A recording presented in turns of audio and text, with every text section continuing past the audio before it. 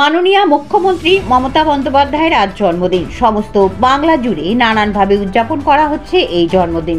কোনো মন্ত্রী পুজো দিচ্ছেন তো কোনো মন্ত্রী কেক কাটছেন। এরই মাঝখানে আবারও শুরু হলো রাজনৈতিক তরজা ব্যারাকপুরে। আপনারা বেশ কিছুদিন যাবৎ ব্যারাকপুরের রাজনৈতিক সম্পর্কে অনেক কিছুই দেখছেন। সাংসদের সাথে বিধায়কের বাগবিতণ্ডার খবরের শিরোনামে, যার ফলস্বরূপ ব্যারাকপুরের জেলায় আসতে হয় তৃণমূল সাংসদ সুব্রত বক্সিকে। এর আগে অভিষেক বন্দ্যোপাধ্যায়ের জন্মদিনে পুজো দিতে দেখা যায় মন্ত্রী পার্থ ভৌমিক, বীজপুর বিধায়ক সুবোধ অধিকারী, জগদ্দল বিধায়ক সোমনাথ শ্যাম আরও অন্যান্য নেতৃত্ববৃন্দকে। তবে আজ মাননীয় মুখ্যমন্ত্রী মমতা বন্দ্যোপাধ্যায়ের জন্মদিনে দেখা গেল অন্য চিত্র। নৈহাটির বড়মার কাছে মুখ্যমন্ত্রী মমতা বন্দ্যোপাধ্যায় শুভকামনায় পুজো দিলেন ব্যারাকপুরের সাংসদ অর্জুন সিং।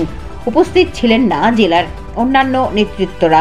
তবে কি নবীন প্রবীণ সংঘর্ষ বাস্তবেই প্রকাশ্য, নাকি অর্জুন সিংয়ের উপস্থিতিতে কারণেই আসলেন না অন্যান্য নেতৃত্বরা? কারণ এর আগেও বহুবার দেখা গেছে বিধায়ক নাম করে বা নাম না করে সাংসদকে কটাক্ষ করছেন। তবে কি ব্যক্তিগত সংঘর্ষ দলে বহিঃপ্রকাশ হচ্ছে? সবটাই ভাবাচ্ছে ব্যারাকপুরবাসীকে।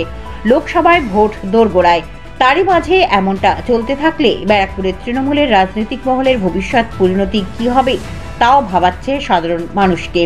এখন দেখার বিষয়, এই অন্তর্দ্বন্দ্ব দলের সুপ্রিমো কি মেটাবেন, নাকি এমনভাবেই চলবে।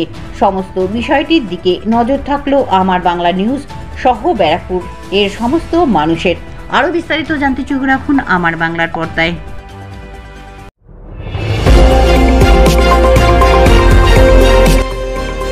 আমার বাংলা, সঙ্গে থাকুন, সঙ্গে রাখুন আমার বাংলা।